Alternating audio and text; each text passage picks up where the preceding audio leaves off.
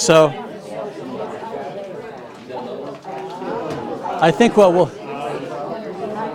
guys, we're going to get started.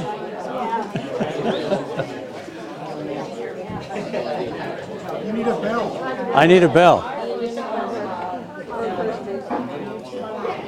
So we're going to start, guys. Let me thank. Ladies and gentlemen. Thank you, Drew. Hate to interrupt the good conversation you all have. So it's lovely to have everybody back. Thank you for coming back. Today we will reach the end of the Iliad, which will be halfway through our trip. And I think when we get there, if we have a couple of minutes, I would like to take that extra time and just go around the room. Nobody has to say anything, but I'd love to know what you think. What did you think of the story? What did you think of this class? How did it go? So if we have some time, we'll do that. One of the reasons for doing both the Iliad and the Odyssey, which sounds like an awful big task, is that I think the two stories go well together. They tell us something very profoundly true about ourselves. And you can't see just one without the other. So that's why we're taking 2 weeks with the Iliad, 2 weeks with the Odyssey. It's not really enough to do it in great detail, but it'll give you some sense of the difference between these remarkable stories and how they apply to us. And we'll be talking more and more about the application to us as human beings. This is a picture I took with my iPhone. This is my iPhone 8. And I went to where Agamemnon would have left the mainland of Greece, leading 1,000 ships to sail to Troy. And this is Xenia. He came from Mycenae, and that wasn't on the water, but Xenia is. When I got there, it was so dark, I couldn't climb to the top of the hill to look at the citadel, so I walked down to the water and turned around, and the moon was rising over the citadel. So that's how we'll start today's talk, with the moon over Xenia. I handed out a handout. There are two of them. One says week 4, the other says week 5. Here's how this will work. Week 4 is next week, the first 12 books of the Odyssey. I've listed here the various events that we're going to discuss. Today is the last day that we will actually be reading the text. So no more reading of Homer. Next week we start telling of Homer. So if you will pick, let's say somebody says, well, I'll take the Cicones. It's only a few lines and you'll read what Homer says, but then you'll tell us in your own words. What happened with the Cicones? What happened with the Lotus Eaters? So that's how it will be next week. We won't be reading these, but we'll be telling these. And you should also have week 5. That will be the end of the Odyssey, the last 12 books. And I decided to do this differently. There are just a few sections there, and they're all about the recognition of Odysseus after he gets back. Who recognizes him? How do they see him? What happens with that? So just the concept of recognition on the way home is what we'll be focusing on, and it will help tell the story in week 5. If you would like, all of you can read the lines. There are not that many of them, so you can read what we're actually going to be talking about in the next 2 weeks, and I thought I'd hand these out ahead of time. Tonight, before we go home, we will hand out the opportunity for anybody, to take any of week 4, and so we'll do that before we conclude. Doctor? Yeah. Say your last name. Brereton. Dr. Brereton. I talked to Joe Hannon on the phone this morning, and he was concerned about being able to pay attention, and I promised him to say something stupid that would get his mind off the elections. And I realized I had already done it. And you corrected me last week. I said about the elite reading Homer and the Iliad. And I think you were making the point, it was well taken, that most people at that time and place were reading. Now, they weren't all reading Homer, but it's very like the time now. Lyric poetry, it's kind of hard to read. I read Daniel Berrigan, and I know a lot of people have trouble reading. Well, my hypothesis is not so much that the people then were reading, because these stories are not meant to be read. They're meant to be heard. And so if you guys want to Google YouTube, Fagles, Ian McKellen, he will read you the entire Odyssey, one book after the next. It's absolutely beautiful. And if you want to hear somebody sound like a Cyclops, well, he can do it. And then if you want to hear him at the same time sound like a 15-year-old girl playing ball on the beach, he can do it. So these stories are meant to be heard, not read. I recommend that you just get a little bit of it. Just pull it up and listen to it just a little bit. And that'll give us a chance to talk about the amazing talent and concept that Homer had of who we are. I thought before we go forward, we go back. This was the last slide I showed last week, and it does show us all the many different things that we encountered of Homer's genius in telling a story, and I'll quickly reiterate these if I can. Please remember, the masculine and the feminine are so important in these two stories. There's no question that the Iliad is a masculine story. It's a story about war and killing. Women are subordinate. Women are degraded, downgraded. And the feminine is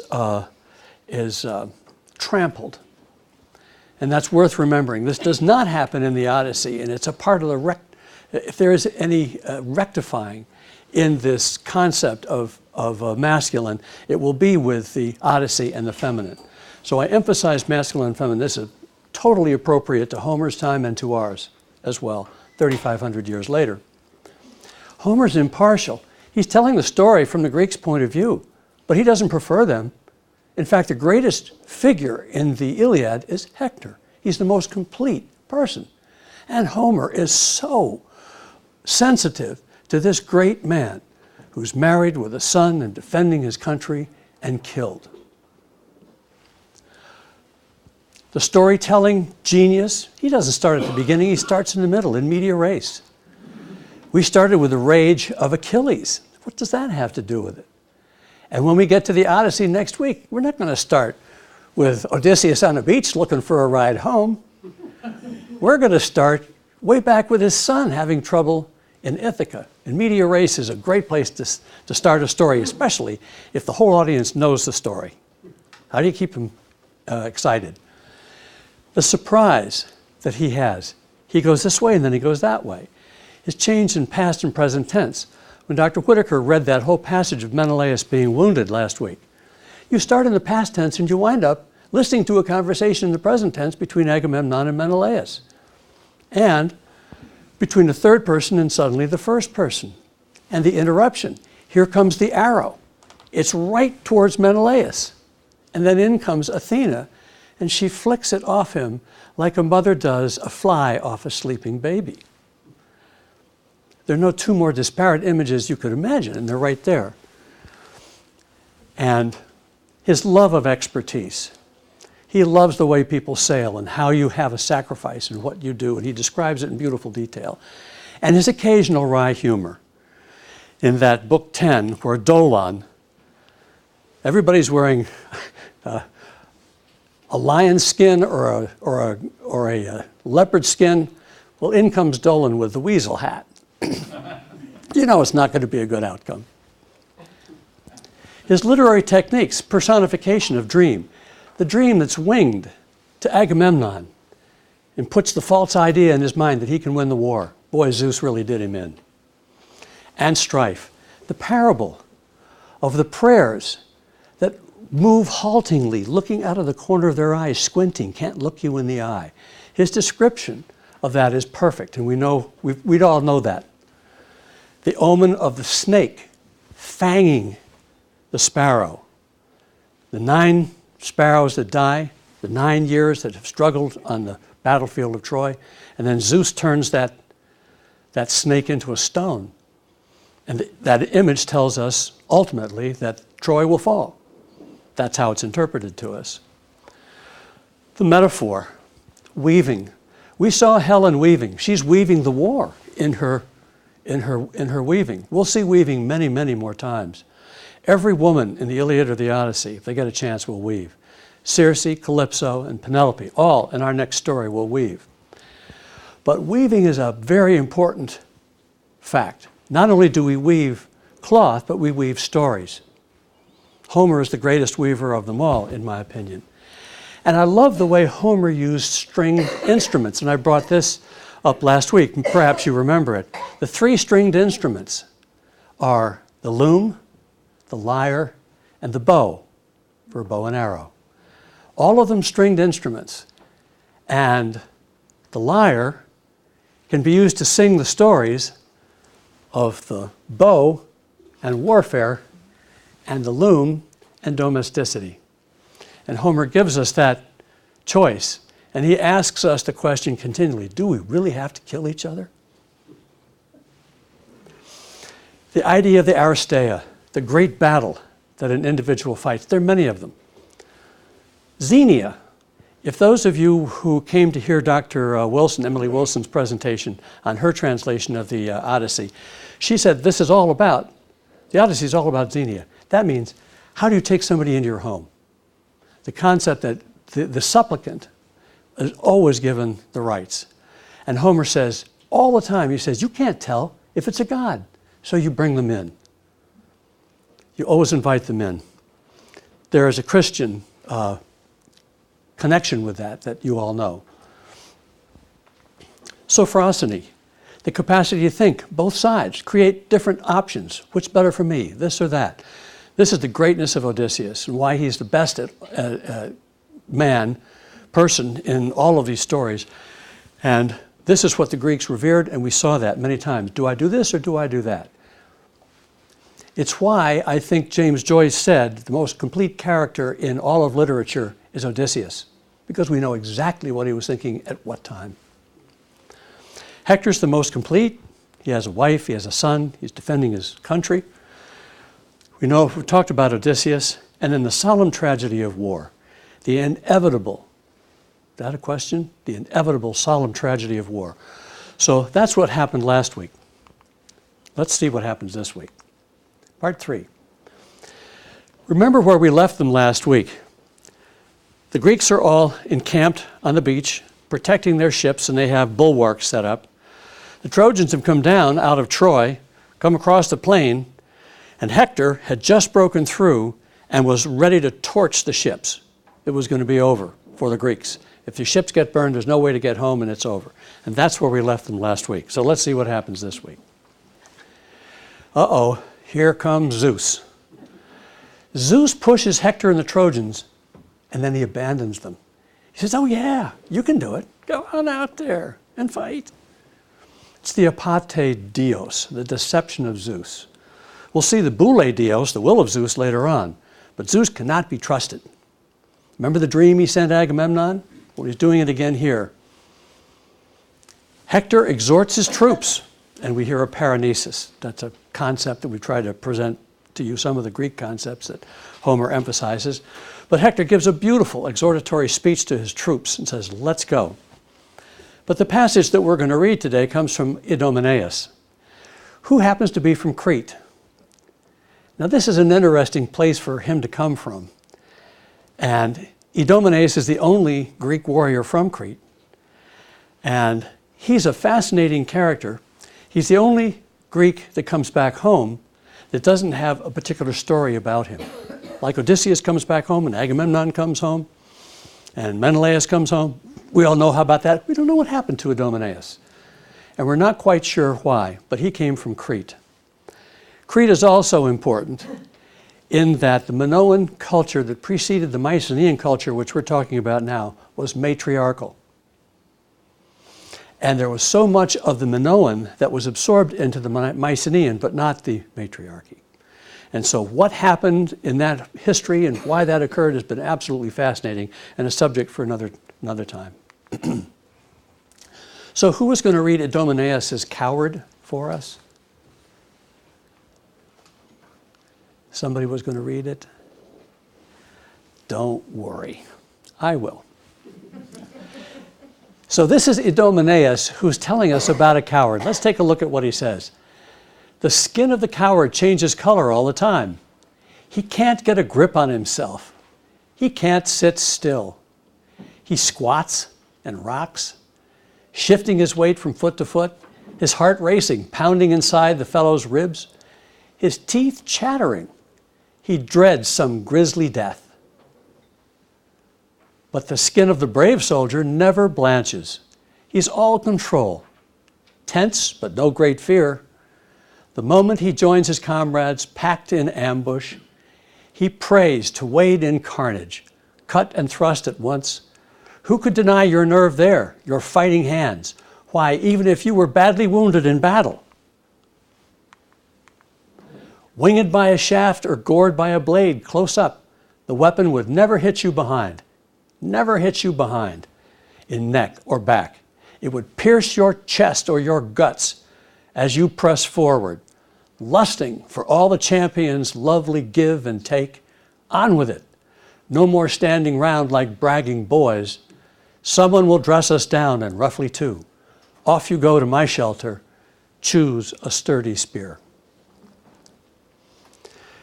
There is Idomeneus having the argument in his own mind. What do I do? Do I run? Do I fight? No. Here's what happens if I run, and I'm not a coward. And then he gives a brilliant description of the coward in distinction to the hero, which he hopes to be, and in fact is. So I wanted to read that little passage for you as we continue. In book 14, some interesting things happen. Hera outflanks Zeus. Let's take a look at what she does. First of all, if you remember, Agamemnon has already twice wanted to quit the war. The first time he said, let's go home just to see if everybody would say, no, we're all for you, we're going to come fight with you. But of course, when he said that, they all ran for the ships and were headed back home. So they had to stop that, and Odysseus did it brilliantly. Then later, Agamemnon really did despair, and it took Idomeneus to say, no, we're not leaving. Well, now again, he wants to quit. This is the third time. Homer does not tell us his own opinion of Agamemnon, but he tells us about Agamemnon, and we will have an opinion of Agamemnon. This is the third time Agamemnon has wanted to quit. The first time was a ruse, the second time was truth.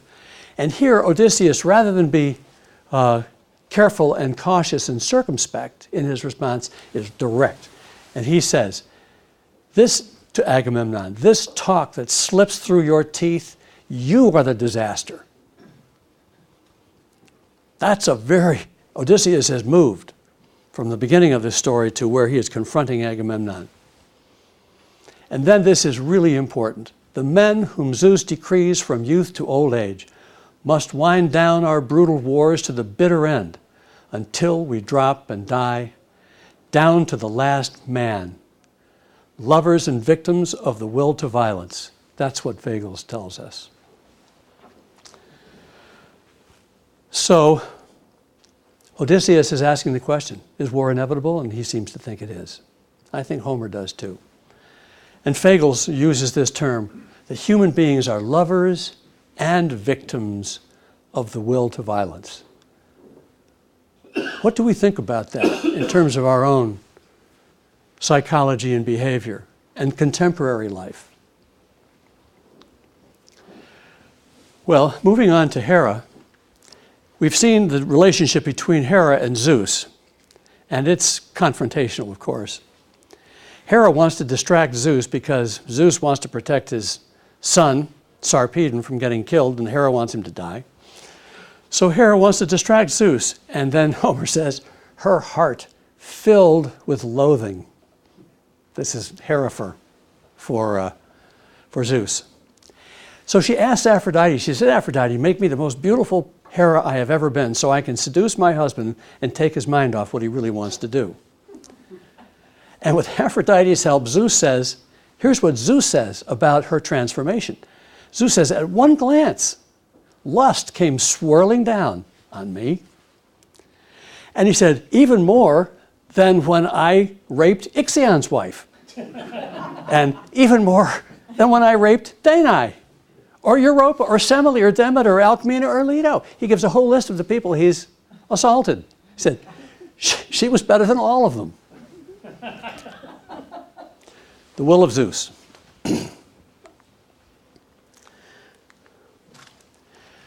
In book 15, we start to see the changes that are going to occur that will bring us to a conclusion in this story.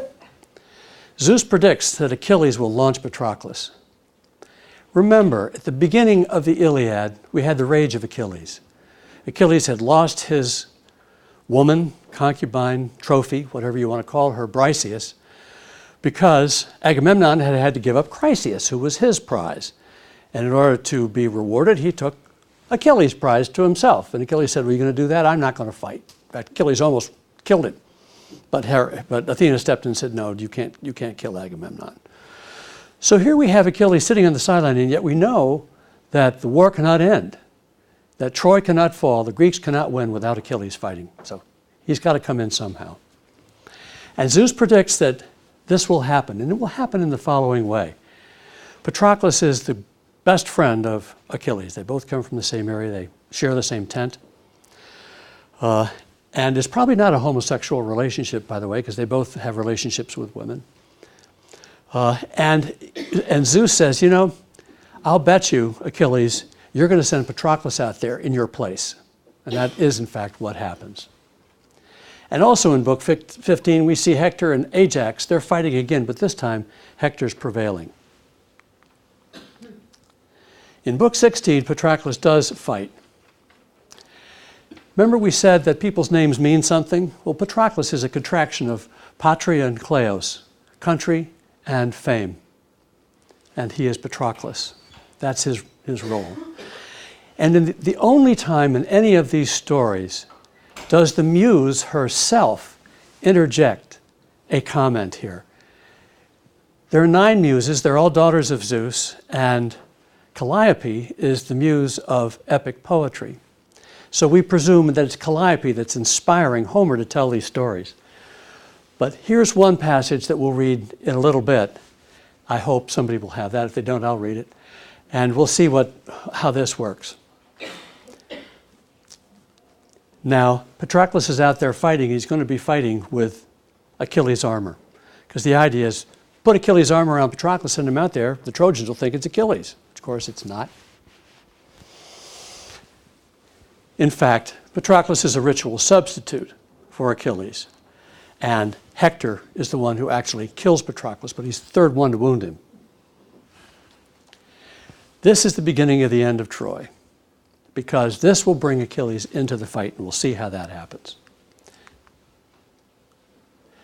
This is, in book 16, the lines on Patroclus Died. Does anybody have this to read? Wonderful. If you would, please, Esther. Let me bring you the microphone, Esther, and you can speak into this.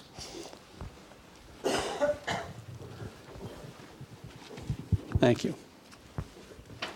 Struggling for breath, you answered, Patroclus, O my rider. Hector, now is your time to glory to the skies. Now the victory is yours. A gift of the son of Cronus, Zeus, Apollo too. They brought me down with all their deathless ease. They are the ones who tore the armor off my back. Even if 20 Hectors had charged against me, they'd all have died here laid low by my spear. No deadly fate in league with Apollo killed me. From the ranks of men, Euphorbus, you came third, and all you could do was finish off my life. One more thing, take it to heart, I urge you. You too, you won't live long yourself, I swear. Already I see them looming up beside you, death and the strong force of fate to bring you down at the hands of Achilles' great royal son, Achilles. Death cut him short, the end closed in around him. Flying free of his limbs, his soul went winging down to the house of death, wailing his fate, leaving his manhood far behind. Well, Thank you. You're right. It's that good. We should love to keep going, but. Well, I thought it stopped sooner. So. Well, that was terrific, Esther. Thank you for that. Just a couple things I wanted to point out here. Here is Calliope, Patroclus, oh my rider. The muse herself is so overcome by this tragic death. Patroclus is a nice guy, by the way. He's a good person. And yet, he's going to die. And so the muse interjects herself.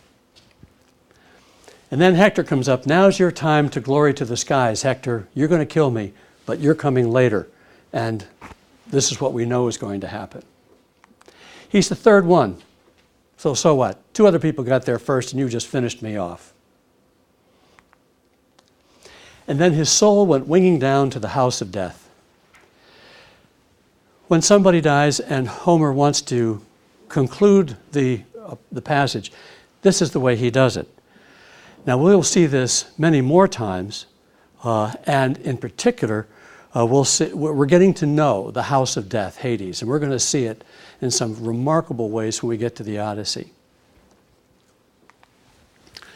So, Patroclus is dead. Please. Why, oh my rider? I don't know. I'm assuming that there are horses, there are chariots. I don't know how Patroclus was involved in this particular battle. Stephen, do you have an opinion on this? No. I couldn't find one. Well, then, my friends, that is the answer. Well, we should note that one of the funny things about warfare depicted here is this gets written down by people who fight differently than did the people who fought in this war. Yeah. The people who fought in this war fought from chariots, but by the time it was written down, people didn't fight that way. And so we have these weird scenes where people go charging towards the battle in their chariots, then get off of them and fight, which is certainly not the way they fought, but it was the way they fought 600 years later. So I think that he's talking about, oh, my rider. I'm assuming that, I believe that the word rider applies to Patroclus. But the reason for mentioning this is that this is the muse herself getting into the story, not just inspiring Homer, but saying, oh my goodness, this good man.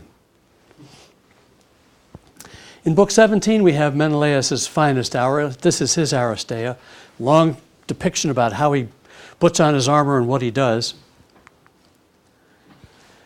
And he defends the body of Patroclus.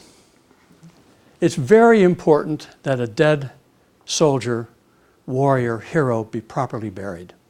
So even though someone is dead, the protection and the collection of the body is absolutely important to both sides, to the Trojans and to the Greeks.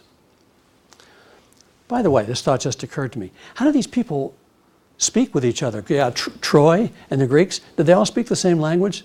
And the answer is probably yes. Probably the people who lived in Troy had come there at about the same time the people that were living in Greece, and that this could be perceived in some ways as the first civil war. So these people could understand one another. So Menelaus is defending the body of Patroclus, and he saves the body, but he loses the armor. This is important.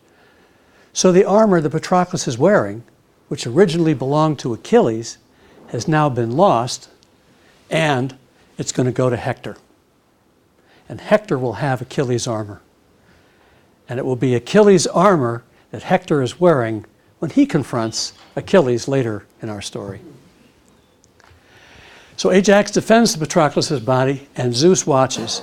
This is a very short 2-line phrase, but it's one of the most famous in these stories, and it's worth looking at. I don't know if anybody is reading this.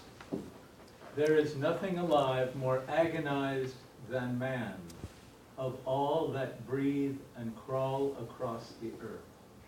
That's Zeus. Odysseus will say the same thing in the Odyssey. So this idea of the agony of man, the suffering of man, nothing more agonized than man that breathe or crawl across the earth, is the pervading concept of the struggle of mankind, both in the Iliad and in the Odyssey.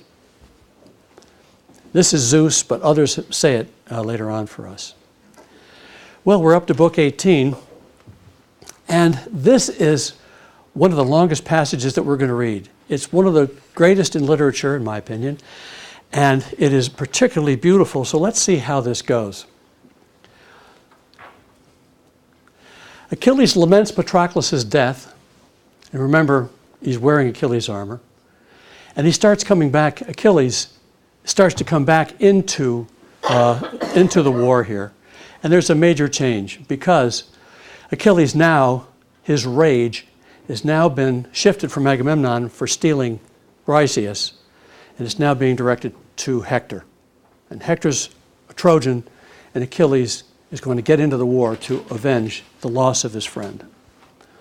And when that happens, the heroic age will end, and the age of the natural age will begin, because all the great heroes that were sired by gods will be gone. Achilles was the last one. His mother, Thetis, was a goddess. But after him, everybody is human. And we're going to read two passages, because Achilles doesn't have any weapons anymore, because he gave them to Patroclus, and now they've been stolen. So his mother, Thetis, goes to Hephaestus and says, the god of the hearth, would you please make my son some new armor? So we're going to read about Hephaestus at his forge, and then we'll read about what's on the shield that he makes. So I don't know if anybody's going to read Hephaestus' works. Janet, please.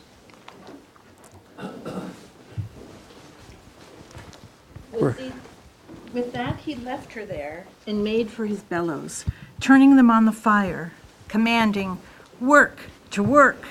And the bellows, all 20, blew on the crucibles, breathing with all degrees of shooting, fiery heat as the god hurried on, a blast for the heavy work, a quick breath for the light, all precisely gauged to the god of fire's wish and the pace of the work in hand.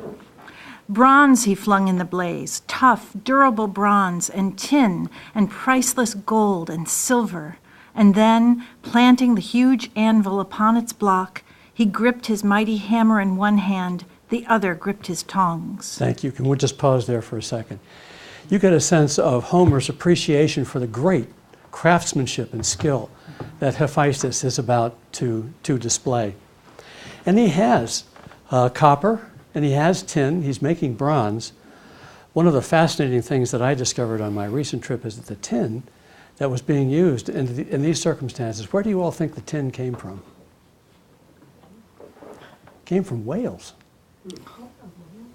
You can look at the different types of tin and the different whatever is in it, and the particular tin that's being used in some of the bronze in Mycenaean Greece came from whales. Anyway, so here is Hephaestus about to make this beautiful. And then were you going to continue? Wonderful. So here's what's on the shield. Let's take a look at this.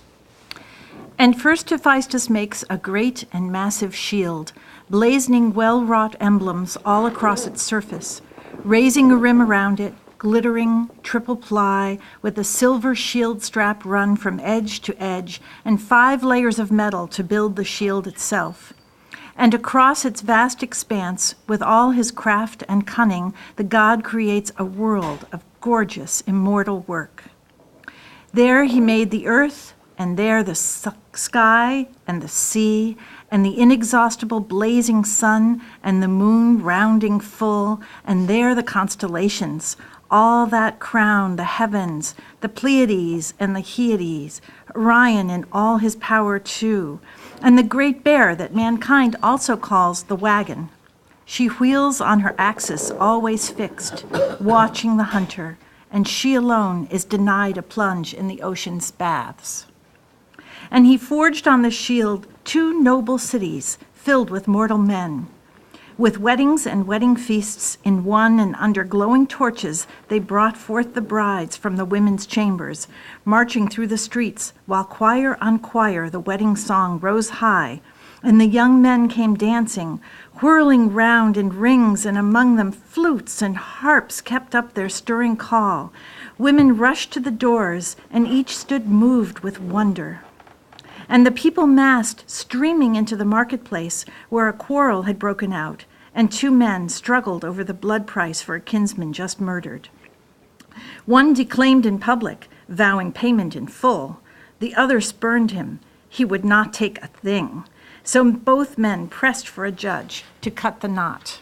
The crowd cheered on both. They took both sides, but heralds held them back as the city elders sat on polished stone benches, forming the sacred circle, grasping in hand the staffs of clear-voiced heralds, and each leapt to his feet to plead the case in turn.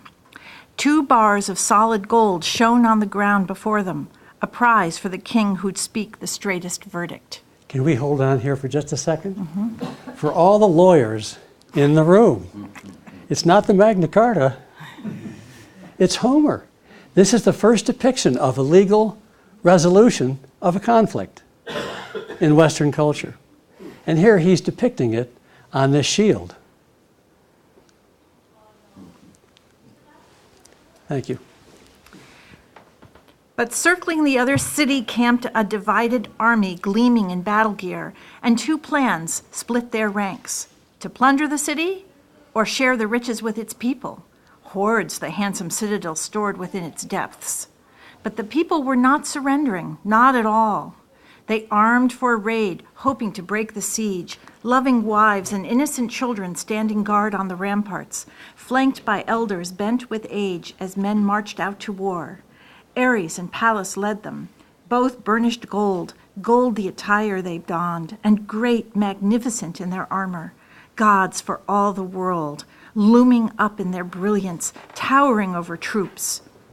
And once they reached the perfect spot for attack, a watering place where all the herds collected, there they crouched, wrapped in glowing bronze. Detached from the ranks, two scouts took up their posts, the eyes of the army waiting to spot a convoy, the enemy's flocks and crook-horned cattle coming. Come they did, quickly, two shepherds behind them, playing their hearts out on their pipes. Treachery never crossed their minds. But the soldiers saw them, rushed them, cut off at a stroke the herds of oxen and sleek sheep flocks glistening silver gray, and killed the herdsmen too.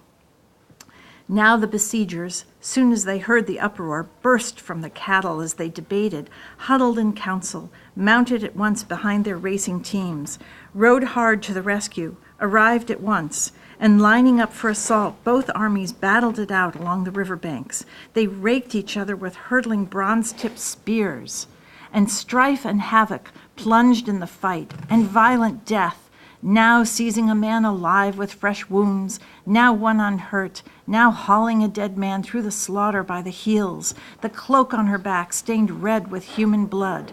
So they clashed and fought like living, breathing men, grappling each other's corpses, dragging off the dead. Let's take a pause here for a minute. Well, we started out with a wedding. But then we morphed into this. And here he's giving us the two sides of mankind, of man's nature. What it's like to live in a civilized community and not. Now he goes on, and he'll tell us some more. But I think Homer, by telling us this, is giving us the complete picture of mankind. He's not judging it, except perhaps he laments it. But he says, this is the way it is. Okay, thank you, Janice. We'll keep going, Janice, yeah. And he forged a fallow field, broad, rich plowland tilled for the third time, and across it crews of plowmen wheeled their teams, driving them up and back, and soon as they reached the end strip, moving into the turn. A man would run up quickly and hand them a cup of honeyed, mellow wine as the crews would turn back down along the furrows, pressing again to reach the end of the deep fallow field, and the earth churned black behind them, like earth churning, solid gold as it was. That was the wonder of Hephaestus' work. And he forged a king's estate where harvesters labored, reaping the ripe grain, swinging their whetted scythes. Some stalks fell in line with the reapers, row on row, and others the sheaf binders girded round with ropes. 3 binders standing over the sheaves, behind them boys gathering up the cut swaths, filling their arms, supplying grain to the binders, endless bundles. And there in the midst the king, scepter in hand at the head of the reaping rows, stood tall in silence, rejoicing in his heart. And off to the side, beneath a spreading oak, the heralds were setting out the harvest feast. They were dressing a great ox they had slaughtered, while attendant women poured out barley, generous, glistening handfuls strewn for the reaper's midday meal. And he forged a thriving vineyard loaded with clusters, bunches of lustrous grapes in gold, ripening deep purple, and climbing vines shot up on silver vine poles. And round it he cut a ditch in dark blue enamel, and round the ditch he staked a fence in tin. And one lone footpath led toward the vineyard, and down it the pickers ran whenever they went to strip the grapes at vintage. Girls and boys, their hearts leaping in innocence, bearing away the sweet, ripe fruit in wicker baskets. And there among them a young boy plucked his lyre, so clear it could break the heart with longing, and what he sang was a dirge for the dying year. Lovely, his fine voice rising and falling low as the rest followed, all together, frisking, singing, shouting, their dancing footsteps beating out the time. And he forged on the shield a herd of longhorn cattle, working the bulls in beaten gold and tin, lowing loud and rumbling out of the farmyard dung to pasture along a rippling stream, along the swaying reeds. And the golden drovers kept the herd in line, 4 in all, with 9 dogs at their heels, their paws flickering quickly, a savage roar, a crashing attack, and a pair of ramping lions had seized a bull from the cattle's front ranks. He bellowed out as they dragged him off in agony. Packs of dogs and the young herdsmen rushed to help, but the lions, ripping open the hide of the huge bull, were gulping down the guts and the black pooling blood, while the herdsmen yelled the fast pack on. No use. The hounds shrank from sinking teeth in the lions. They balked, hunching close, barking, cringing away. And the famous crippled smith forged a meadow deep in a shaded glen, for glimmering flocks to graze, with shepherds' steadings, well-roofed huts, and sheepfolds. And the crippled smith brought all his art to bear on a dancing circle, broad as the circle Daedalus once laid out on Knossos' spacious fields, for Ariadne, the girl with lustrous hair. Here young boys and girls, beauties courted with costly gifts of oxen, danced and danced, linking their arms, gripping each other's wrists, and the girls wore robes of linen light and flowing. The boys wore fine-spun tunics rubbed with a gloss of oil. The girls were crowned with a bloom of fresh garlands. The boys swung golden daggers hung on silver belts. And now they would run in rings on their skilled feet, nimbly, quick as a crouching potter spins his wheel, palming it smoothly, giving it practiced twirls to see it run. And now they would run in rows, crisscrossing rows, rapturous dancing. A breathless crowd stood round them, struck with joy, and through them a pair of tumblers dashed and sprang, whirling and leaping handsprings, leading on the dance. And he forged the ocean river's mighty power, girdling round the outmost rim of the welded, indestructible shield. Thank you. Yeah. Janice, that's applause for you and Homer. That's right. Him, I think. I wanted us to read this very long passage because it gives us a sense of Homer's genius, but it also juxtaposes the life of mankind. And one of the things that caught my attention, this last very pastoral passage, agricultural, if you will. The king is standing there looking at everybody harvesting, and they've got grapes and wheat. And then there's a reference to Knossos. Well, Knossos is the palace of Crete. And that's where the Minoan civilization was. And they were agricultural. They were not a warrior people. And whether or not Homer's use of those allusions is an archaic recollection of something that preceded this bloody life that he's now describing for us, I don't know, but I think it might have been. There's always that tenor in the background. What could it have been? And how did it transform from what it was into what it is?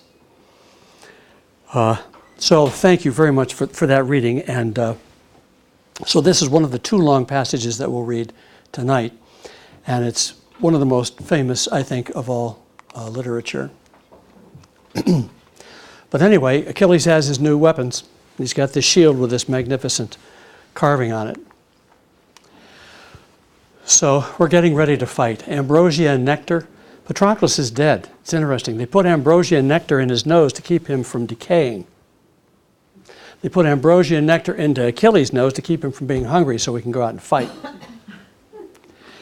And then Agamemnon says, Ruin, the eldest daughter of Zeus, Ruin is feminine. She blinds us all. She entangles one man now and then another. There's Agamemnon's lament. And Achilles is ready to fight. He says, I'm going to go out there. I don't need anything to eat. I'm just going to fight. I'm so angry. Patroclus has been killed, and I'm going to catch Hector. And Odysseus says, no, you can't fight on an empty stomach. So whereas Achilles says, I'm going to go out and fight, and I'm not going to eat, Odysseus says, okay, but the rest of us are going to have dinner. And so they do. Briseis comes back.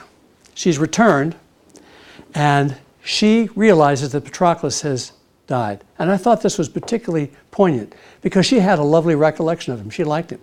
And she was very sad that Patroclus had been killed, and she comments on it. And the last part of this chapter is Achilles is speaking to Roan, Beauty, and Charger, his horses. Another one of Homer's nifty little tricks. The animals talk. This is the only time they do in any of these stories. But Achilles is angry that his horses had not been able to protect his great friend Patroclus. And he criticized them, and they said, hey, wait a minute, we were out there fighting and you weren't. The horse is talking back to him. So in Book 20, the gods are now getting involved. They've been standing by the sidelines, but they've divided up. And Hades is so afraid that Poseidon, who's making such a ruckus, is going to open his realm that sunlight will get into Hades, that he complains. And Zeus has to do something about that. A little sideline here. In this fight that comes up, Aeneas is a Trojan, and Achilles is about to kill him. But Hera saves him. And you all remember where Aeneas comes back to us again in Virgil's Aeneid. And he rescues his father, Anchises, and when Augustus says to Virgil, write me a story about the beginning of Rome, well, it goes back to Aeneas. So fortunately, Aeneas was spared in the Trojan War so he could do something far greater, and that is go found Rome, excuse me. And then for the rest of the book, Achilles slaughters. I didn't want to read that. You can imagine the graphic descriptions that Homer provides. Battlefield surgeons have said when they read these descriptions that they're absolutely typical. When a spear enters the back of your head and comes out between your eyes, where the blood wells up behind your eyes and then comes out your nose, and the depiction is absolutely clear.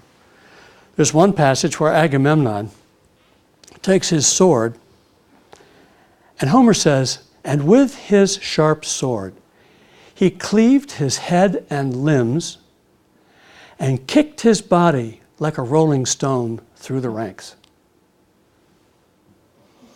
So those depictions should be enough for you to get the sense of the brutalness, the utter brutalness of this war. Here's another interesting wrinkle. We had the horses talking to Achilles. Well, a river talks to Achilles. The river is Xanthus.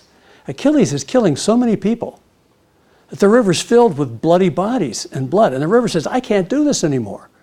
So the river Xanthus complains to Zeus, says, you got to do something about this. The Trojans retreat. Achilles is in the war. It's looking bad for the Trojans. And Priam opens the gate to Troy to let his troops back in. And they all go back in, but Hector stays on the field. And he explains why he does that. He felt so badly that he'd been fooled and kept his troops on the field beforehand. And he goes through this business of, do I want to be a coward and run? Or do I want to stay and fight? Well, let's see what happens. King Priam was the first to see him coming blazing like a star. Remember we used the word tychoscopia when you're standing on a wall looking down to see what's going on down there? Well, here it is again. Priam is looking down there and he sees Achilles blazing like a star coming across the field. Hecuba, who is Hector's mother, bares her breast and says, have some respect for this. I nursed you. Don't stay out there and fight this fight. Come back inside. But then Hector says, if I go back, I'm a coward, and decides to stay on the field. But then he panics and he flees. Athena, because she wants to see an end to this and she wants to see Hector killed, appears to Hector as Dephobos. She masks herself. Dephobos is another Trojan. And gives Hector the impression that he's got backup. So Hector says, okay, I got some backup. Maybe I can take on Achilles. But then Athena disappears. And he's out there alone. Well, there's Hector wearing Achilles' armor. And Achilles knows his old armor. And he knows its vulnerability. There is a place between the helmet and the breastplate where the neck is just slightly exposed, just a little bit. And Achilles knew that. And so as they come together, Achilles takes his spear and thrusts it between the helmet and the breastplate through Hector's throat. But Homer says he didn't destroy the larynx. So Hector can still speak. He's sitting there with a spear through his neck. He knows he's going to die. And Hector says, Achilles, at least let them bury me. Achilles says, not a chance. And he says, in fact, I want to eat you raw. That's the worst thing you can do to somebody. And then he does kill him. Hector does die. It says, he dies, his soul flees to Hades, just like Patroclus had done. And then Achilles takes the corpse, puts a rope around the ankles, and drags it in front of the walls of Troy behind his chariot, mocking the Trojans who are hiding behind the walls. It's the most outrageous form of abuse. And this is his response to the death of his friend Patroclus, who had been killed by Hector, and why he has to do this. Well, Patroclus' ghost comes and talks to him and says, you got to bury me. I want to be buried. And remember, they had Patroclus' body, although Hector had gotten the armor. So Patroclus is cremated. And for the first time, Achilles sleeps peacefully. And it's the games that were held in Patroclus' honor, and they lasted for several days, I believe there were 12 days, are said to be the prelude to the first Olympics, which were held in 776 BCE. Remember, Homer's writing about 725 to 700. So the concept of these games, these ceremonial games in honor of the dead Patroclus, may have been the model for how the Greeks developed the Olympic Games. And in these games, Odysseus and Ajax have a race. And there's an amusing little sideline. As they're racing, they're turning the corner. Ajax slips in the mud and his face falls in cow dung. And of course, Odysseus wins the fight. And that description it's funny. And for the first time in this war, now that in this fight, Hector being dead, Achilles smiles. He has never smiled before. And then he says, let's give Nestor a gift, just for giving's sake. This new behavior that we're seeing in Achilles is fascinating to me. Remember we said at the beginning that the rage of Achilles took him out of the war. He said, I'm not going to fight till I have my Briseis back. And then, of course, his good friend is killed and he comes back in the war for that reason. When he makes that decision, I think of that psychologically as the constellation of a complex.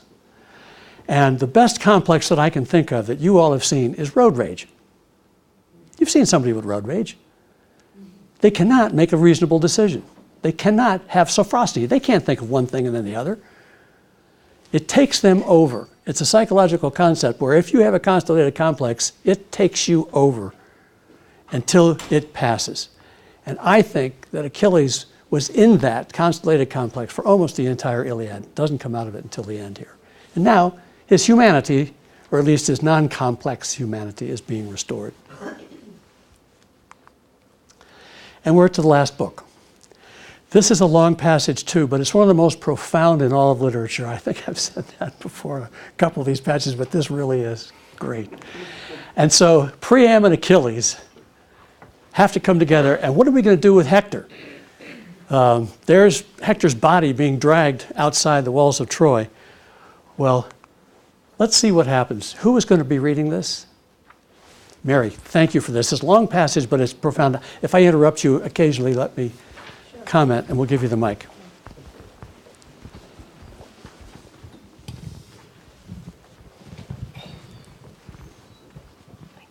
Thank you. Old man, look, I am a god come down to you. I am immortal Hermes. My father sent me here to be your escort. But now I will hasten back. I will not venture into Achilles' presence. It would offend us all for a mortal man to host an immortal face to face. But you go in yourself and clasp Achilles' knees.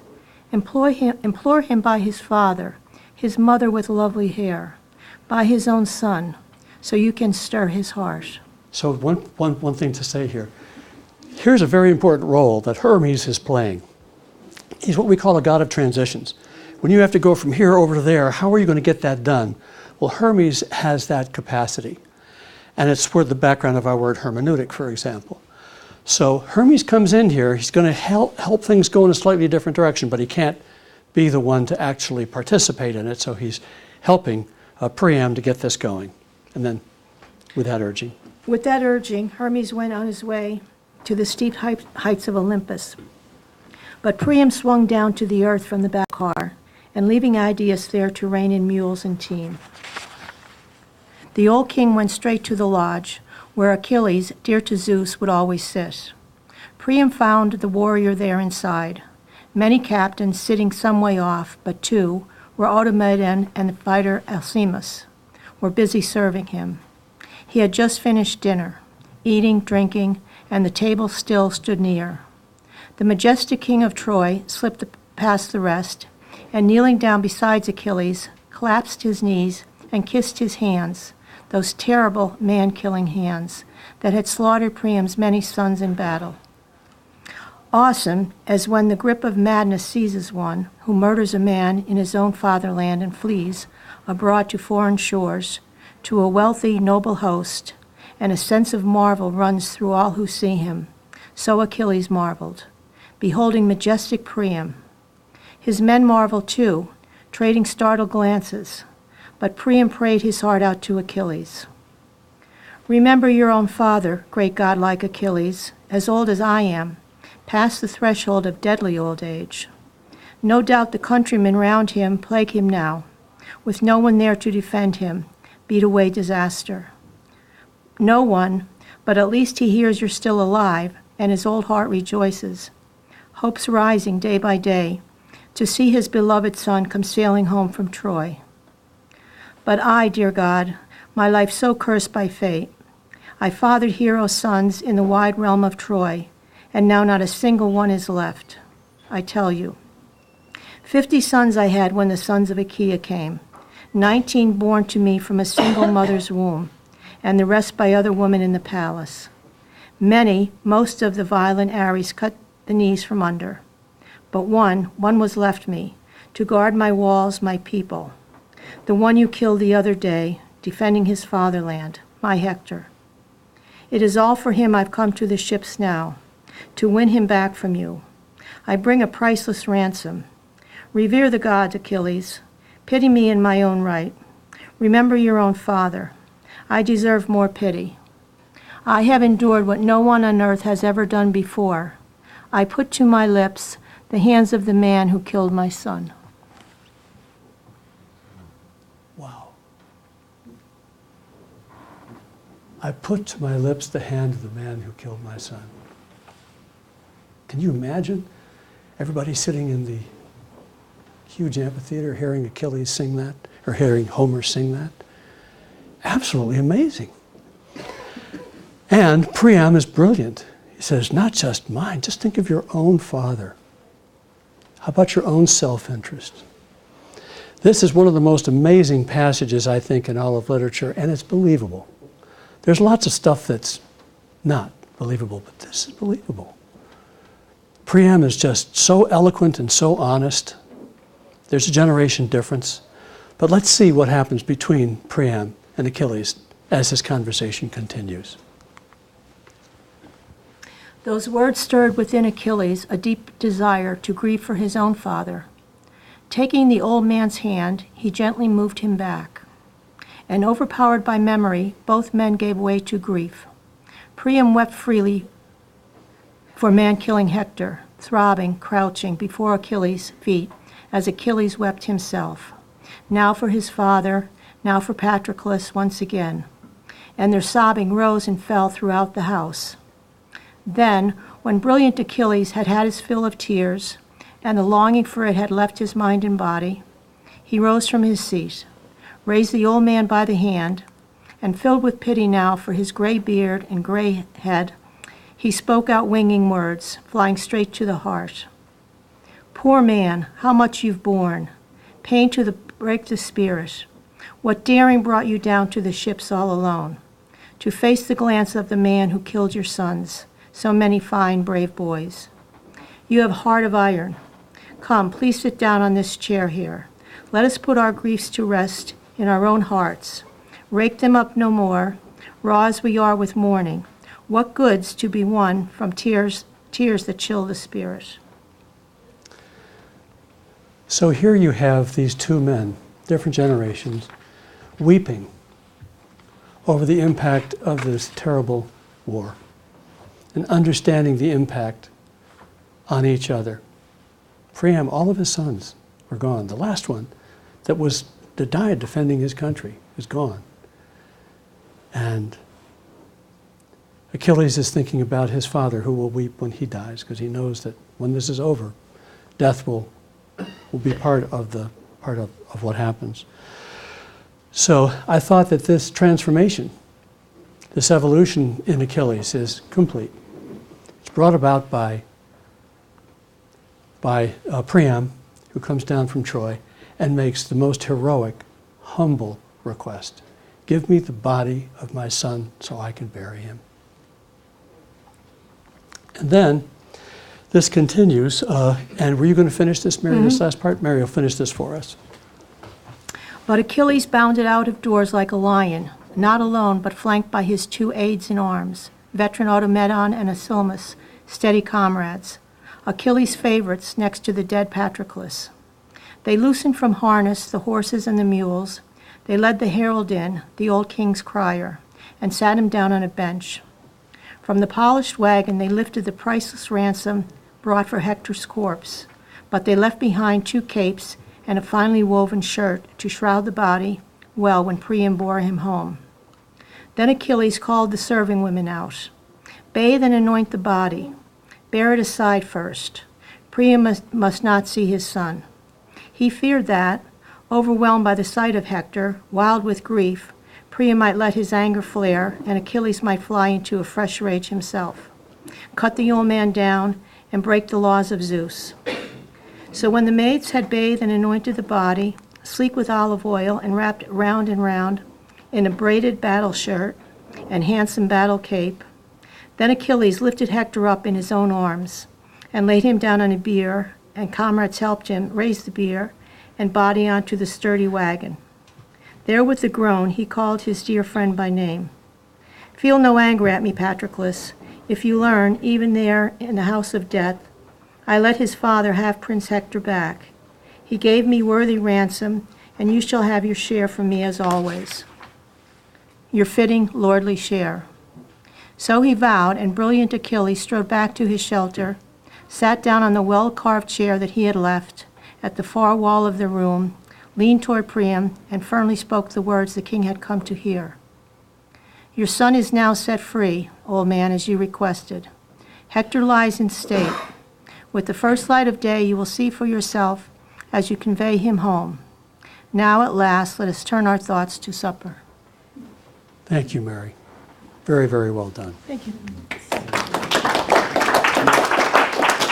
Peter. Brilliant Achilles. Yeah. References twice. He does. He used the word brilliant. He does, and I wouldn't say, Peter, that he's trying to tell us something about Achilles at that moment, but because we're doing this in dactylic hexameter and all has to rhyme, he's got 41 epithets for Achilles. Man-killing Achilles, brilliant Achilles. And he has to pick something that will fit the meter of where he is, and my guess is that's why he picked brilliant. Now, Achilles is brilliant, but that's the why he picked that particular word at that particular moment, so that it would fit the meter. Another task, can you imagine a 16,000 line poem that you're synthesizing every time? You can't memorize this. Done in dactylic hexameter that you're singing, and everybody knows the story anyway. And yet it comes out like this. And here we see the transformation in Achilles.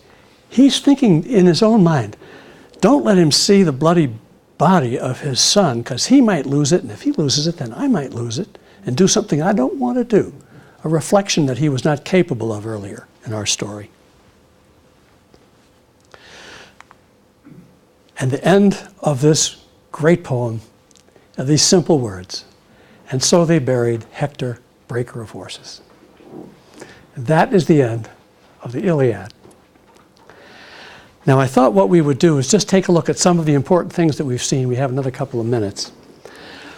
And then I would love to know if anybody here has a comment or a thought or an opinion. I would love to hear it. We'll just go around the room and anybody can say what they want or not. As we did with the last week, what are the important considerations of these books that I think that I wanted to emphasize? The pursuit of fame. We've talked about masculine and feminine, and the first half of life. The Iliad's about the first half of life. It's about the what of life.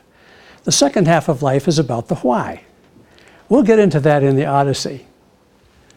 But in this part of it, fame, which is what we're pursuing, that's the first half of life. That's our identity as individuals. But we've also seen a lot about Odysseus' development. We've seen different situations where he was particularly appropriate, where we see his skill with language, with carefulness and thought. We saw Zeus's description of man's condition, of all that breathe and crawl across the face of the earth. Nothing is more miserable than man.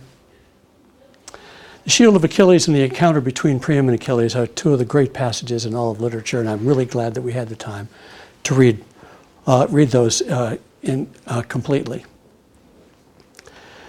Feminine in the Iliad is ruin is woman, strong and swift. That's what Phoenix says. And then Agamemnon says, ruin is Zeus's daughter, gliding over the earth, entangling men.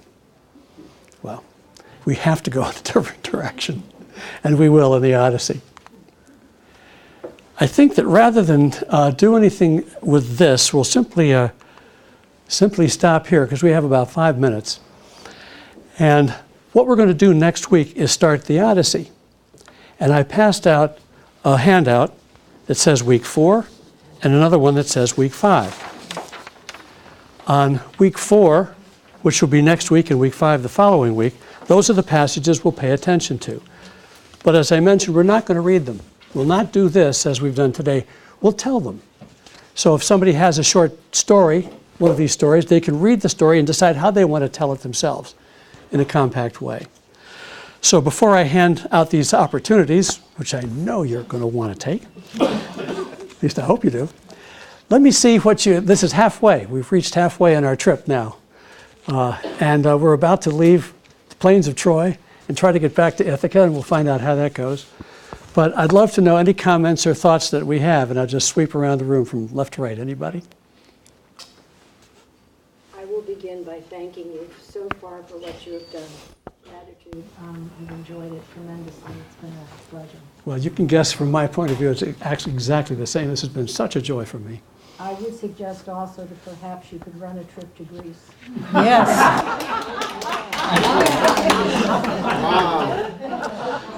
As I showed you before the first trip, before the first talk, there's a whole group, it's not a whole group, there's one small group of people that think they've discovered Odysseus' home. And they invited me to do an archaeological trip with them, which I just came back from, and to see these places which probably exist. Not that they have to. You don't have to have historic truth to support a mythological truth that is transcendent for all of us. But boy, is it interesting to stand there and look at where Odysseus, pig farmer, was probably raising his animals, and I did. It was really neat. So thanks for that thought. I'd love to do that. Any other thoughts? Joe? You know, Homer, I've never read this, but I think the way you presented it and your passion is evident with what you have, and passion and facilitating it made it even a little reasonable to me. So I thought it was great. I thought it was, with the passion you have and the way you told it, you pulled it together. You know, there's so much to be learned. I think you did a great job. Thank you, Joe. Yeah, I love doing it. Susan? I want to echo what Joe said, because in our illustrious academic careers, neither one of us ever read the Iliad and the Odyssey. Yeah, why would you? So this has really, at least made me appreciate the incredible majesty of the story. Yeah, I still well, haven't read, but you might. but what I learned here. But you might. And it was my joy 20 years ago to have Stephen lead me through this. And it was just a great experience. So I'm really very appreciative that that's happening. Yes, please. I read it for the first time. Great. The whole thing, like, chapter 1 through 12 and 12 through 24. And if you read it, it goes fast. It does. And it's a war story. And if you think of, like, Nietzsche, the eternal recurrence, and the metaphors that are used throughout. Yeah. Black Hawk Down, right? The helicopter went down, the other one went in, and da-da-da-da-da. And they took the soldier and they dragged him behind the jeep. Yeah, right? absolutely, they did. Well, Homer was asking a fundamental question about human nature and warfare that still exists today. We have not resolved it, and we certainly don't have a way to solve it. And it's a current, so much of what we're seeing here is a current topic today, including the relationship of men and women. And we'll be a lot more into that next week. Does anybody, yeah, Jerry, please. You know, it's a shame that Hollywood got hold of this with the latest one on Troy, because they changed the whole story. Who did? Hollywood. Oh, Hollywood, yeah. The Trojan War. They did. I just thought it was such a shame to take the greatest war story ever written, Yeah. and try to improve it, and I think they ruined it. And it's just too bad that they did that. Otherwise, I think a lot more people would be interested. It's a really good point. And you know, isn't it interesting why the ancient Greeks, the Greek playwrights, didn't touch this stuff? Right. Homer was the best, and you can't do better than this, so why even fuss with it? Yeah, you can't make it better. Now, I can do Iphigenia at Aulis. I can write a play about that and some other things, but you don't really do this basic stuff, and I agree with you, Jerry. I don't know how you can do it. So, next week we're going to go through, and I'm going to tell some of the story, but then so are you. And so here, who would like to do the Sacones? It's a very short little thing, and somebody can volunteer for this one. And then the Lotus Eaters. Lotus Eaters, that's short.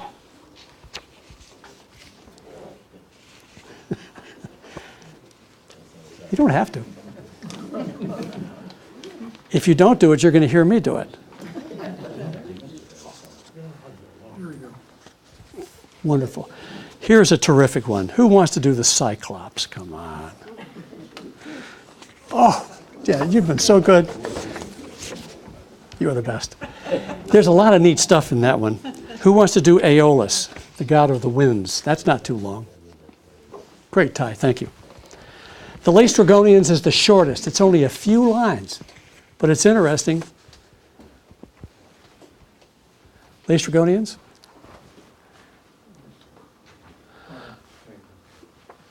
Thank you. Circe, chapter 10. She's the one that turns men into pigs. Somebody, yes, I knew you. This definitely is yours, Stephen.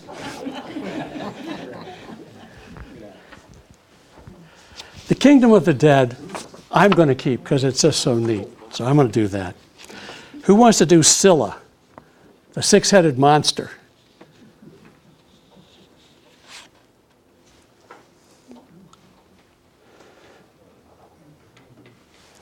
Terrific. There's our Scylla friend. And the Cattle of the Sun. That's short too.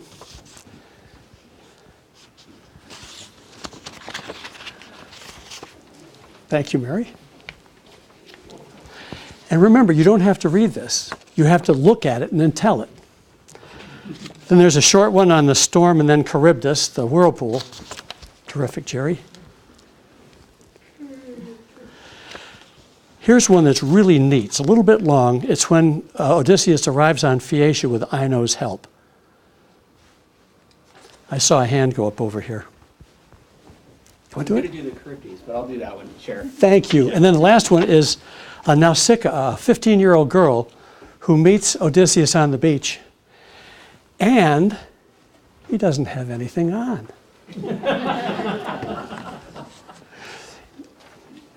I'm going to spoil this just a little bit. You're going to love this when you get to this part of it. Homer tells this story where Nausicaa, who's a 15-year-old princess, and she's playing on the beach, and she finds Odysseus naked on the beach. And so she goes back home and she says, "Hey, Mom and Dad, guess who I found on the beach today? He's 45 years old, he's naked, and oh no, I don't know his name, and I invited him home." Is that every parent's nightmare? Of course it is.